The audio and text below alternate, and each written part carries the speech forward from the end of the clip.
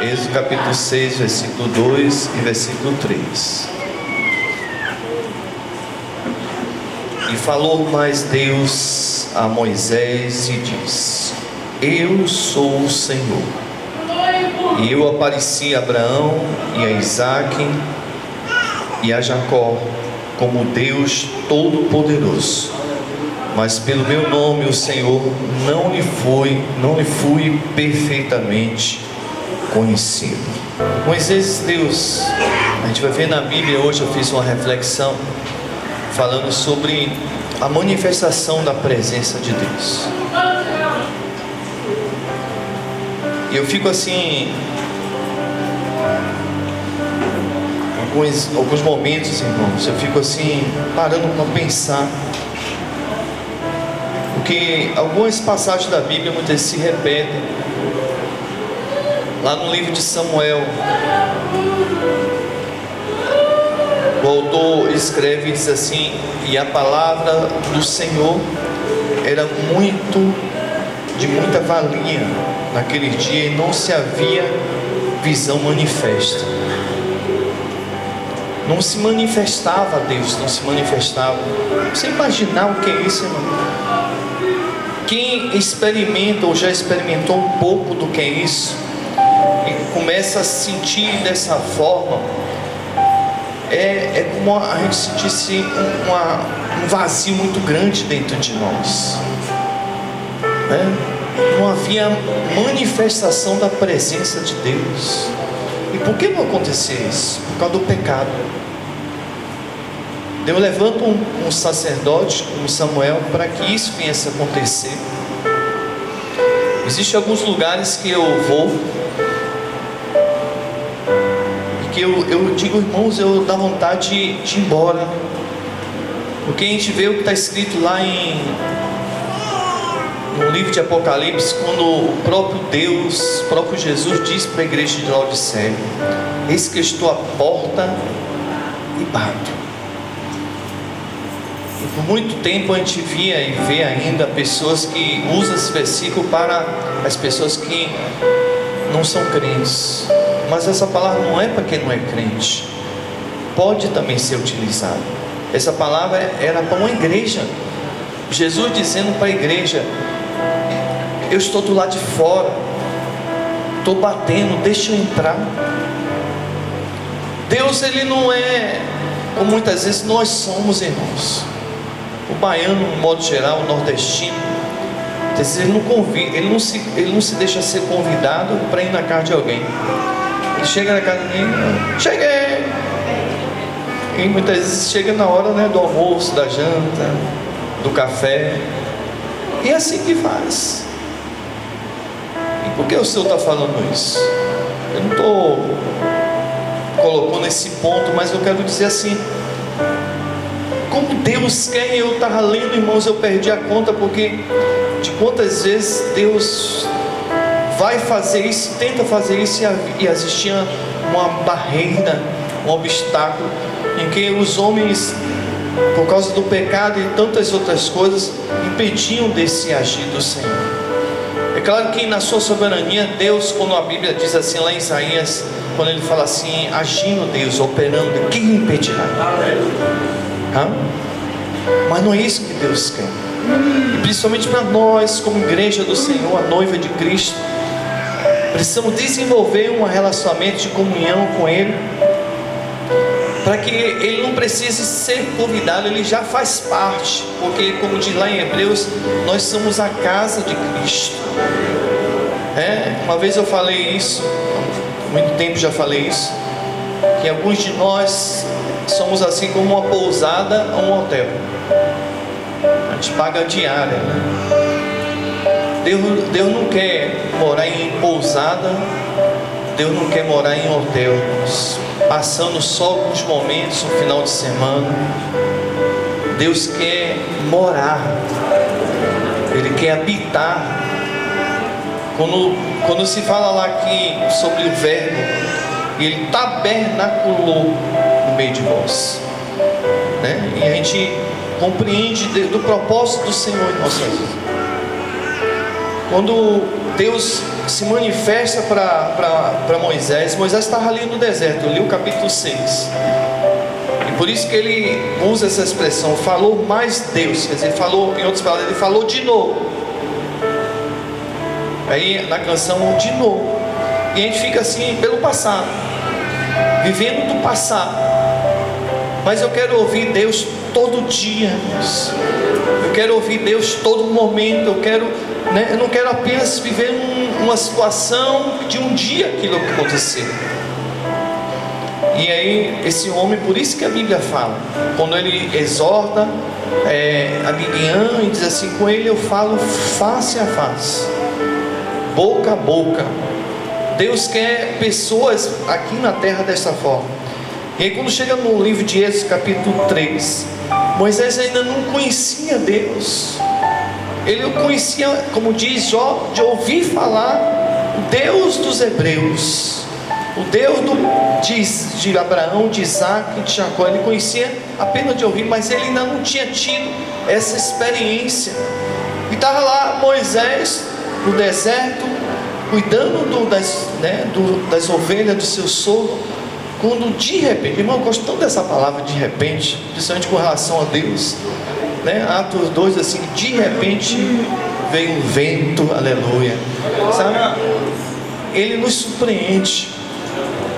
E aí o Senhor aparece ali, para Moisés, e diz que havia uma sarça em chama que ardia no fogo, e a sarça não se consumiu.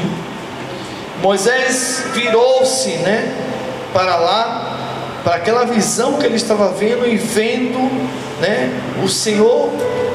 E aí Moisés vai, ele disse: Moisés, para aí, porque a terra onde você está pisando é santa. Em outras palavras, não venha para mim de qualquer jeito, de qualquer forma. Mas Deus fala assim para Moisés. Reparem o que Deus faz. Aí está o que foi falado nessa canção. Qual foi a reação de Moisés? Repare, Deus disse assim: eu sou o Deus de teu pai, o Deus de Abraão, o Deus de Isaac, o Deus de Jacó. Deus falou. Agora olha o que Moisés fez. E Moisés encobriu o seu rosto, porque temeu olhar para Deus. Ele temeu olhar para o Senhor. E eu fico assim maravilhado, porque Deus, quando chama um homem, não é apenas por um propósito, aquilo que Ele quer fazer, mas Deus desde o princípio Ele criou o homem para que se fosse feito dessa forma. Gênesis diz que Deus todos os dias descia para estar conversando com Adão. Você imaginou um Deus que está sentado no alto, sublime trono de glória, cheio de majestade, vem para essa terra para conversar com o homem? Deus quer descer para conversar contigo, para ter comunhão contigo, para ter intimidade contigo, irmão. E aí quando eu estava lendo esse versículo 3, e isso não saiu da minha mente, eu dizia: Deus, me diz o que o Senhor quer falar. Ele diz assim: eu apareci a Abraão, a Isaac e a Jacó. Quer dizer, ele disse: eu me manifestei, falei com eles, como, ele diz assim, como Deus Todo-Poderoso.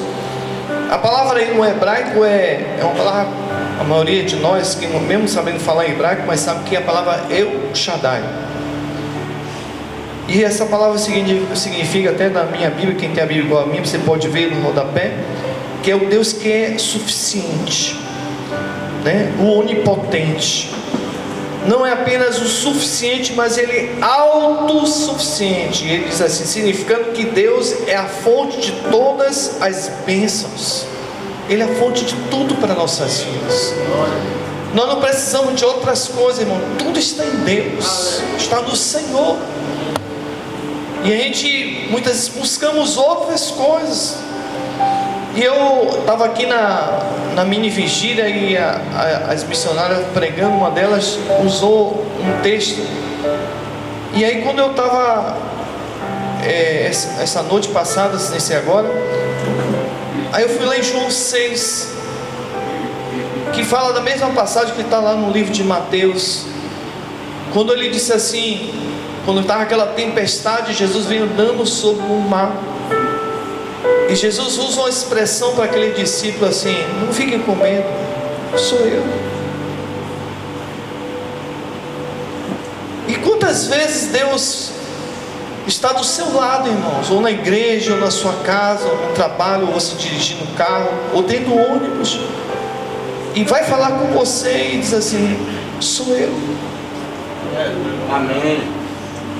Mas nós estamos tão longe dele, que muitas vezes não identificamos quem é ele. A gente entende algumas passagens da Bíblia, como exemplo, aqueles 2 discípulos que conviveram com Jesus, provavelmente os anos, 3 anos, e eles resolvem voltar para casa, e Jesus chega junto dele, e ele não reconhece que é Cristo.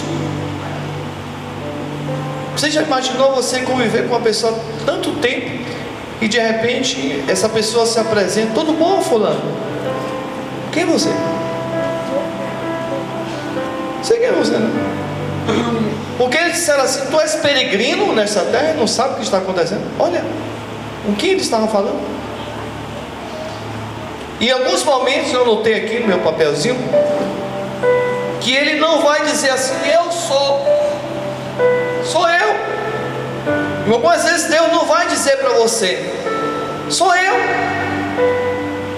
Ele vai falar, ele vai usar mecanismos, situações para que você possa identificar ele, porque você já um dia ouviu ele, você já teve uma experiência com ele. As pessoas têm esquecido de Deus, irmãos. Entende a gente, ele compreende algumas vezes nossas limitações. Mas eu disse assim: Senhor, X horário eu vou acordar, porque eu quero bater um papo com o Senhor, eu quero ter uma conversa contigo. E nesse X horário, irmãos, como a carne da gente é terrível, parece um imã assim, que quer grudar, segurar para baixo. Eu digo: não. E aí eu me levantei. As coisas não acontecem caindo de paraquedas, irmãos. Você tem que lutar contra isso, contra o cansaço, contra o desânimo, contra a frieza, contra as circunstâncias, contra as adversidades, contra tudo, porque você está procurando e buscando é um Deus, é o seu Deus. E aí é tão custoso, irmãos. Quando Jesus saiu, que deu graças pelo pão e partiu o pão ali com aqueles 2 discípulos, um disse para o outro: verdadeiramente, quando ele explanava as escrituras, nosso coração ardia. As pessoas estão perdendo essa essência, da chama da presença dele dentro de si. Mas algumas coisas podem nos distrair quanto a isso, de nós não percebermos. Irmão, não entrei ainda na mensagem, e a gente vai ver um pouco antes, no mesmo livro, no mesmo texto, no capítulo 21 que nós falamos, mas no capítulo 20, Jesus, quando as Marias e algumas mulheres foram no sepulcro, e Maria Madalena era apaixonada por Jesus, e ela ficou ali porque quando ela chegou ali encontrou o sepulcro vazio, e ela queria saber o que foi feito, cadê o mestre? E eu acho fantástico quando Jesus se aproxima dela e fala assim: mulher, por que choras? É lógico que ela estava chorando porque Jesus tinha morrido. Mas por que você chora, mulher? E depois fala a segunda pergunta: quem buscas? Quem você está procurando? Quem é que você está procurando? Pergunta, irmão, assim: irmão, quem é que você está procurando? Quem é que você está buscando? E aí ela diz assim, cuidando que era um hortelão, aquele que tomava conta ali daquele lugar: Senhor, se tu o levaste, diz-me onde o puseste, e eu o levarei. Ela não aceitou aquela sua, me diz onde é que ele está. onde ele está. E ele disse apenas uma palavra: Maria. Aleluia. E ela diz, né, no aramaico, Rabone, quer dizer mestre. Ela cai aos pés do Senhor, e o Senhor diz assim: não me detenha, não me detenha. Aleluia. Deus está procurando Marias Madalena na igreja, que não aceite apenas uma morte, uma separação, mas que busque a Ele e acredite que Ele vive e reina para todo sempre. Voltando ao texto, irmãos, que nós lemos, deixa eu adiantar aqui, tem alguns rimas da parte do Senhor, no livro de Êxodo capítulo 6, quando ele diz, né, eu apareci a Abraão. Vamos ver onde é que está isso? Todo mundo sabe, né? Gênesis capítulo 12. E ele diz assim, Gênesis 12: ora o Senhor disse a Abraão, que não é Abraão ainda, sai-te da tua terra. Em outras palavras, presta atenção agora, deixa sua Bíblia aberta. Essa palavra sair aí, ela é fantástica, irmão, porque ele está dizendo assim, ó, Abraão, sai desta zona de conforto. Vou repetir: saia desta zona de conforto e vai para longe. Sai desta zona de conforto e vai para longe. Irmãos, a gente se acomoda. Algumas vezes, para que a gente possa experimentar a manifestação de Deus em nossa vida, a gente tem que sair da zona de conforto. Talvez hoje a sua zona de conforto foi sua cama, mas muitas vezes a zona de conforto, irmãos, é a maneira que nós estamos levando a nossa vida. Eu vi uma vez uma irmã dizer assim: aí eu já estou tão cheio de tanta luta, olha, deixa eu ficar quietinha. Não, irmão, se é para ter luta, mas alcançar Deus, eu prefiro ir por esse caminho. Que nada, eu não quero ficar nessa zona de conforto. Mas essa expressão está dizendo assim: sai de você mesmo. Porque a zona de conforto muitas vezes somos nós. Abraão vivia ali com o seu pai, no meio da sua parentela, a sua família era rica, ele era rico. É bom, maravilha. Eu tenho dinheiro para fazer isso. Se fosse no dia de hoje, não era na época, mas eu tinha dinheiro para comprar um Corolla, tinha um dinheiro para ir lá comprar uma casa de praia, tinha um dinheiro para isso, tinha um dinheiro para aquilo. Eu estava vivendo numa zona de conforto para si mesmo. E não era isso que Deus, porque Deus estava querendo dizer assim: olha, eu tenho algo maior para você. Aí vem outra expressão: sai da tua terra, né? Da tua parentela. Mas a palavra terra aqui está falando sobre o sistema. As pessoas são levadas por um sistema. Na história da igreja, é aquilo que está em moda. Eu não estou falando das coisas do mundo, não, irmão. Eu estou falando que muitas vezes está na igreja.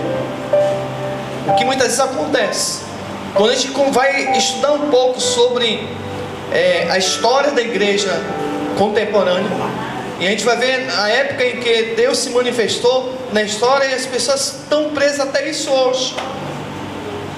Como exemplo, alguns grupos, um exemplo assim, uma igreja pentecostal, né? A igreja neopentecostal, uma igreja tradicional, e assim por diante. Então a pessoa, a igreja voltada a Wesley, aquele sistema, e vive a vida toda daquela forma, uma caixinha quadradinha fechada, daquele jeito. Eu quero dizer uma coisa para você: se você crê nisso, você vai receber. Deus tem coisas novas para ti. Nunca diga que o passado foi melhor, porque isso não é sábio, está escrito na Bíblia. Deus tem novidade de você. A Bíblia nos convida a vivermos em novidade de vida.